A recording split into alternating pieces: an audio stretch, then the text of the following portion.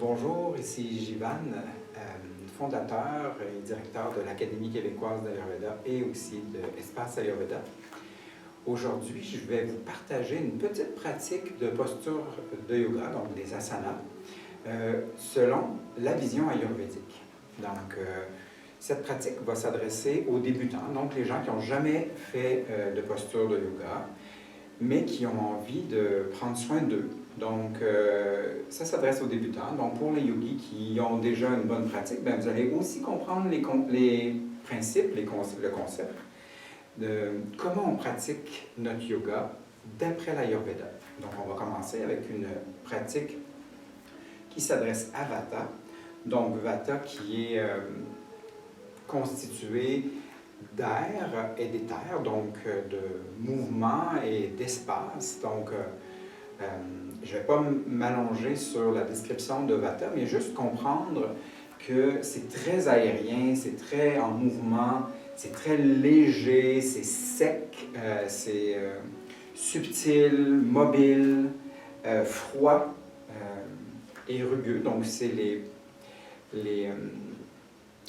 je pourrais dire les gunas, mais bon, pour les débutants, c'est plus les propriétés de Vata. Donc, si on veut prendre soin de nous à travers les postures de yoga, on veut vraiment ramener l'équilibre. Donc, on va essayer d'amener quelque chose à l'opposé pour éventuellement réduire les excès qui pourraient s'être accumulés dans notre personnalité donc et aussi dans notre état. Surtout, on veut travailler sur ce qui nous déséquilibre. Donc, l'état est influencé par tous les éléments extérieurs qui vont avoir un impact et nous déséquilibrer. Donc, on veut ramener l'équilibre. Donc, c'est là-dessus qu'on va pratiquer aujourd'hui. Donc, en simplicité, moi, j'aime bien commencer en appliquant un petit peu d'huile. Donc, j'ai ici un petit peu d'huile. Je vais prendre mon majeur, puis je vais aller porter une petite goutte d'huile au sommet de ma tête sur le chakra de la couronne. Troisième œil, gorge, nombril, cœur, un petit peu sous le pied et de l'autre. Et on termine avec l'intérieur des mains. On chauffe. Et on fait la même chose ici. Vous pouvez le faire aussi par terre si vous voulez. Voilà. Si on veut éviter de glisser sur notre tapis, on peut enlever l'excès. Voilà. Et on peut commencer. Donc, vu que notre ami Vata est très aérien, on veut vraiment l'ancrer dans le sol. On veut lui donner des racines. Donc, on va commencer par, qu'est-ce qui a des racines? L'arbre. Donc, on se place à l'avant de notre tapis et on vient porter le talon à la cheville avec le bout comme ça pour pouvoir s'ancrer dans le sol. Si on est un petit peu plus en équilibre aujourd'hui, on peut même porter le pied sur le mollet et on vient porter les mains en Anjali Mudra au niveau du cœur. Et on respire. On sent les racines dans le sol. Donc, si on veut vraiment aller encore plus loin, on peut fermer les yeux pour voir dans quel état est notre Vata ce matin ou ce soir. Donc, si on est un peu plus avancé, on pourrait porter le pied jusqu'à la cuisse, comme ça. On va commencer ici, au cœur. Donc, on fait ça. Si vous voyez que l'équilibre est difficile, ça veut dire que votre Vata est en excès. Si l'équilibre est bon, ça veut dire qu'on a quand même un certain contrôle. Donc, on a un certain équilibre dans notre Vata. Donc, on fait la même chose de l'autre côté, soit avec le bout du pied et le talon au-dessus de la cheville, ou sur le mollet. Et on respire.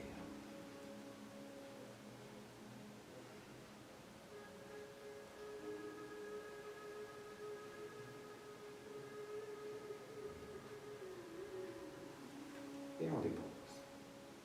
Parfait.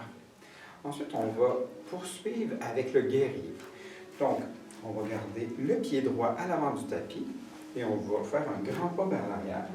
On va venir porter le pied gauche en 45. Donc, ce qu'on veut faire, c'est, dans le pied avant, on va appuyer comme si derrière le gros orteil entrait dans le sol, derrière le petit orteil et le talon. On veut vraiment bien agripper dans le sol et à l'arrière, on vient pousser à l'extérieur du pied comme si on voulait allonger le tapis. Donc, on a les deux pieds bien ancrés, les racines sont bien solides dans le sol. Et là, on va tourner le bassin vers l'avant. Donc, on va descendre la hanche gauche vers l'avant et on recule la fesse droite vers l'arrière. On s'arrange pour éviter que notre genou dépasse la cheville. Donc, on reste au-dessus de la cheville, comme il faut. Et on inspire, on monte les bras vers le ciel. On regarde entre les deux mains. Si on a tendance à avoir le cou cassé, on peut détendre. On veut vraiment relâcher. Ce qu'on veut sentir, c'est qu'on est bien ancré dans le sol. Puis le guerrier, ça nous amène de la force, de la puissance. Donc, Vata a souvent, vu qu'il est très léger, c'est pas lui qui est le plus fort. Donc, on veut vraiment lui ramener de la force, de l'ancrage, de la solidité, de la stabilité.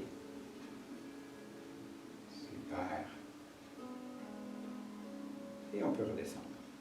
On ramène le pied gauche à l'avant et on fait la même chose de l'autre côté. Donc, pied gauche bien ancré dans le sol, pied droit en arrière en 45.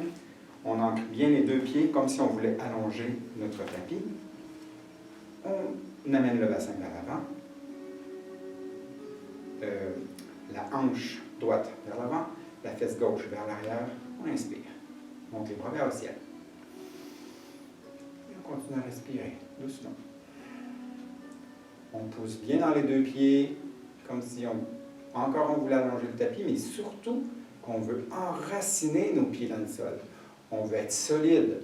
On est des guerriers solides, forts et puissants.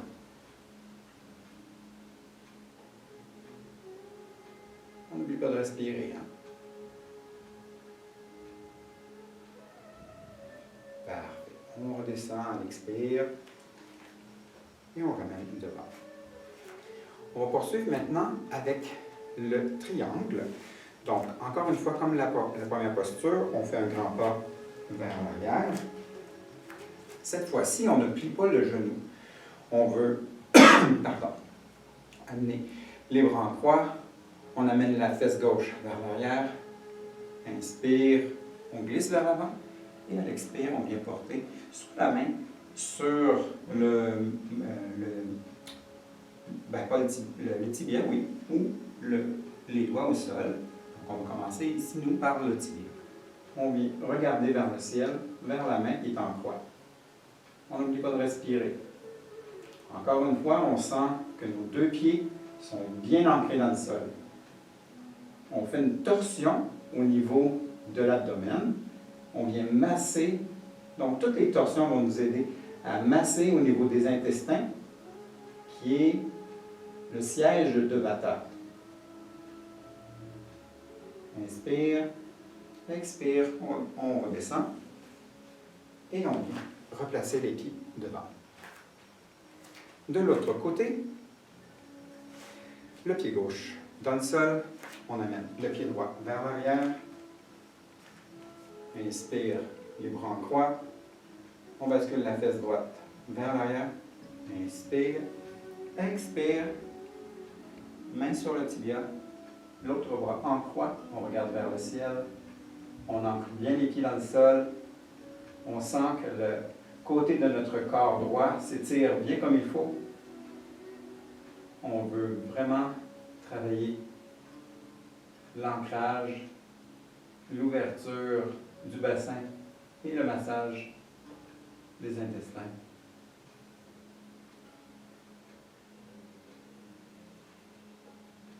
Inspire, expire, on redescend, on vient placer devant.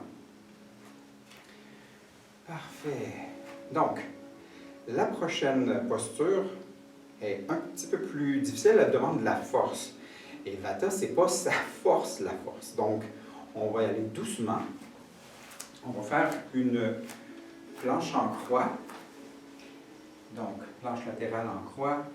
On va venir porter la main droite au sol. On ouvre bien les doigts comme une étoile de mer.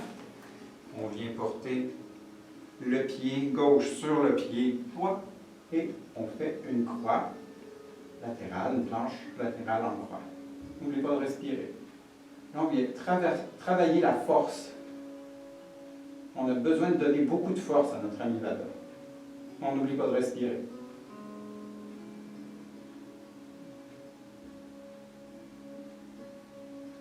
Inspire. Expire, on vient porter les genoux au sol. On prend une petite pause. On vient porter la main gauche au sol en étoile de mer.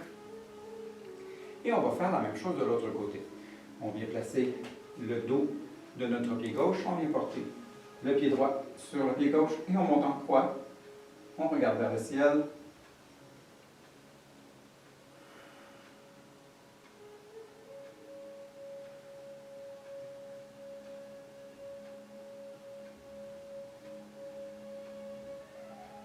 On inspire, on expire, on ramène, on vient porter les genoux au sol. On peut même s'asseoir un petit peu. Posture du héros.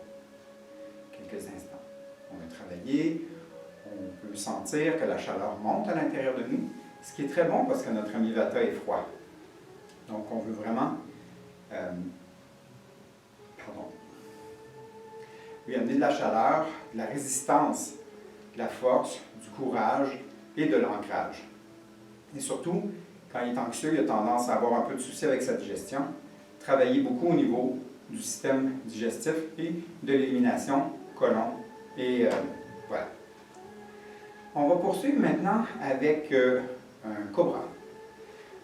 Toujours pour pouvoir travailler au niveau du système digestif. Donc on vient s'allonger sur le sol. On vient porter les mains, le bout des doigts ne dépasse pas la hauteur de nos épaules. Donc on vient porter les mains ici. Le dessus de notre pied est bien au sol par terre. Les jambes sont collées. Et on inspire, on pousse dans le sol. On regarde vers l'avant. On recule les épaules vers l'arrière. Et on veut amener le cœur vers l'avant. On pousse pour faire une traction et on monte. On n'a pas besoin de monter très haut, parce que ce qu'on veut, c'est qu'à chaque respiration, on masse le gros intestin, l'intestin grêle. À chaque respiration.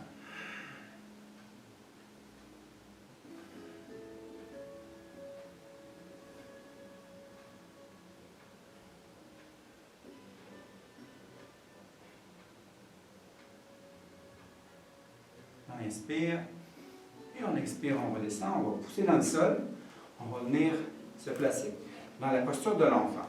Donc, il y a plusieurs variations, mais moi j'aime bien la posture où on va masser davantage au niveau des intestins pour aider notre ami Vata.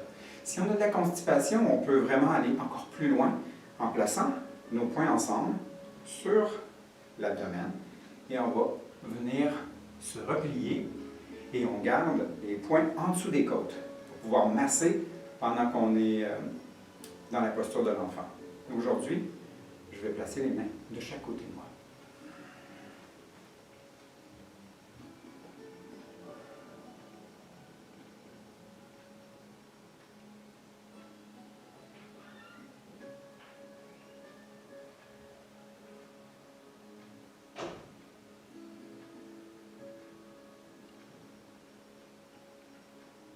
On vient placer les mains de chaque côté de la tête, on pose dans le sol pour prendre la petite pause. Pour poursuivre avec la prochaine posture qui va être une torsion, encore pour masser au niveau des intestins. Donc il y a vraiment plusieurs postures de torsion. Je vais vous en montrer une qui est celle de base. On vient ouvrir les fesses comme il faut, on allonge la jambe droite, on va venir porter le pied gauche à l'extérieur de la jambe droite. On vient enlacer notre bras ici. On peut aussi tenir juste le genou comme ça. Et on vient derrière, allonger, et on regarde au-dessus de notre épaule gauche.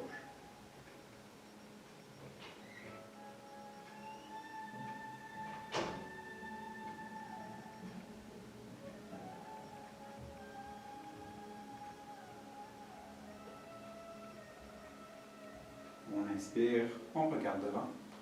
Et on expire, on relâche la posture. De l'autre côté maintenant, on allonge la jambe gauche. On vient porter le pied droit à l'extérieur de la jambe. On tient bien notre genou droit. Avec la main droite derrière, on vient allonger. Et on regarde au-dessus de notre épaule droite.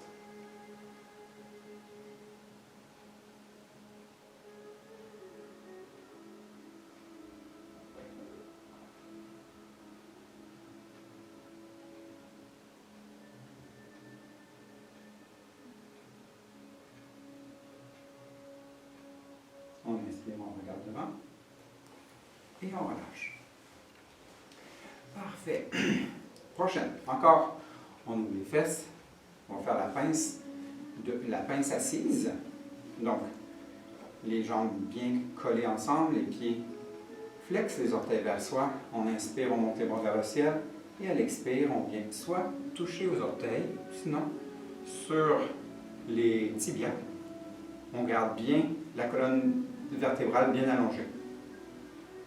On veut travailler au niveau du bassin. Le bassin est aussi le siège de Vata. Donc, on veut vraiment l'aider à tout ce qui est souplesse au niveau du bassin.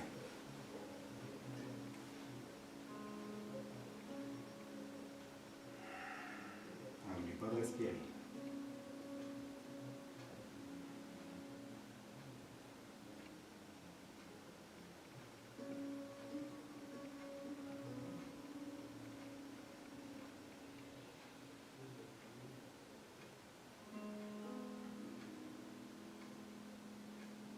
On inspire, on remonte. Et à l'expire, on redescend. C'est bon? Parfait. Prochaine posture, on va faire le bateau. Donc, ce qu'on va faire, c'est qu'on va venir se placer en équilibre sur les fesses et on vient placer les mains de chaque côté.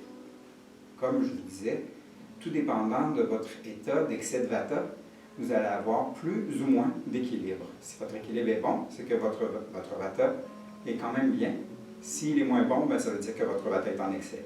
Donc, pratiquez. On respire.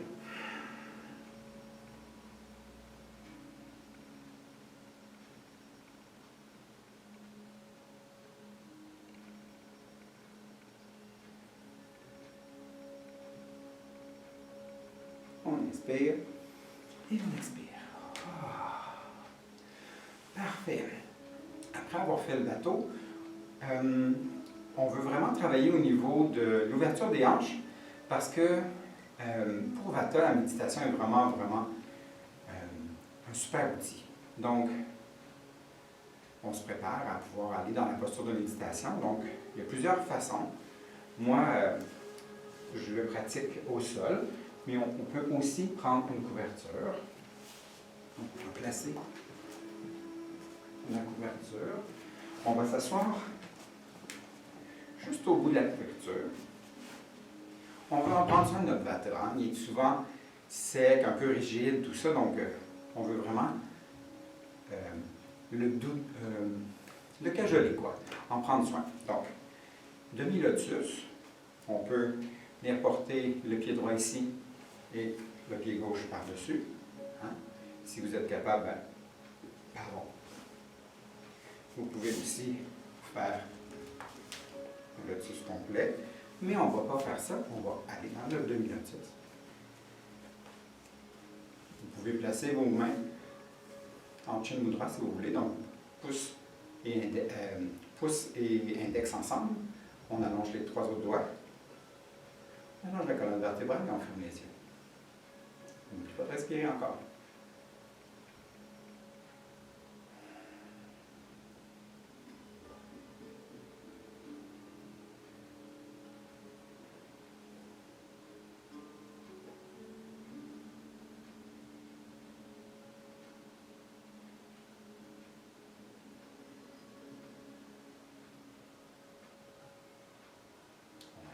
côté maintenant. On va porter le pied gauche et le pied droit par-dessus.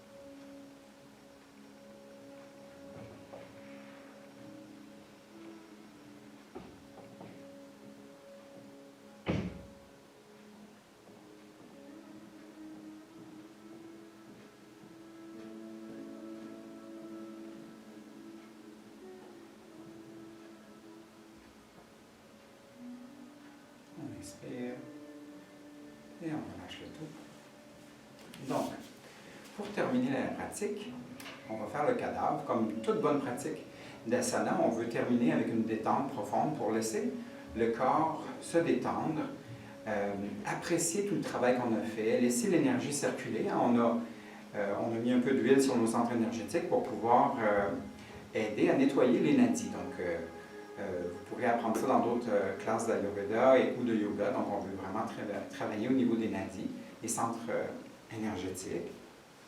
Donc, pour notre ami Vata, vu qu'on veut vraiment bien s'en occuper, on va prendre un petit coussin comme ça, qu'on va mettre sous les genoux. Et vu que notre ami Vata a souvent froid, on va lui mettre une belle couverture. On couvre bien les pieds, hein, si on veut qu'ils soient bien enracinés et rester au chaud. Donc, on va s'occuper que ses pieds soient bien couverts. Et ensuite, on décolle les jambes et on vient s'allonger. Tout dépendant de votre état, si vous avez vraiment froid, vous portez les mains à l'intérieur de la couverture, sinon à l'extérieur. Moi, je peux vous dire, j'ai un peu de pitta dans ma nature, donc on fait une pratique pour Vata. On vient s'allonger bien confortablement pour quelques minutes de détente. Prendre soin de notre ami Vata.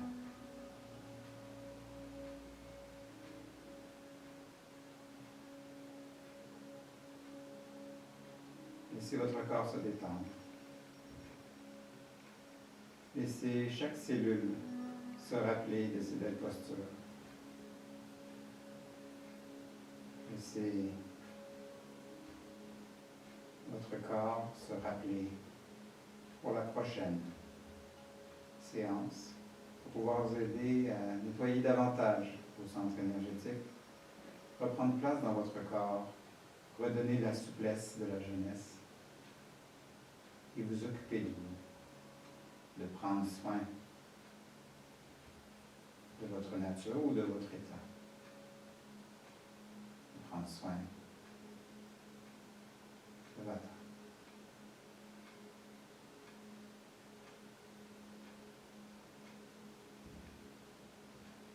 Pour sortir de votre posture, vous allez pouvoir soit pousser le coussin à l'extérieur et tourner sur le côté. Vous pouvez rester dans la posture du fœtus ou sinon vous remontez ou poussez dans votre main pour vous asseoir.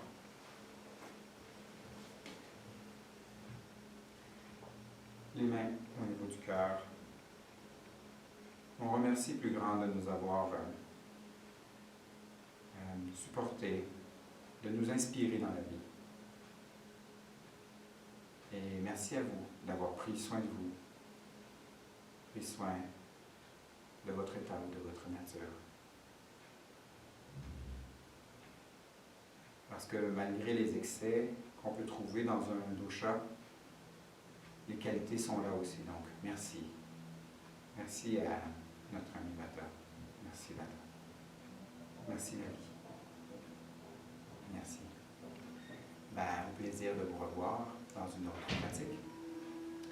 Et maintenant que vous avez eu certains principes, vous allez pouvoir les faire par vous-même, prendre un peu plus de temps dans vos postures, parce que Vata a besoin de lenteur.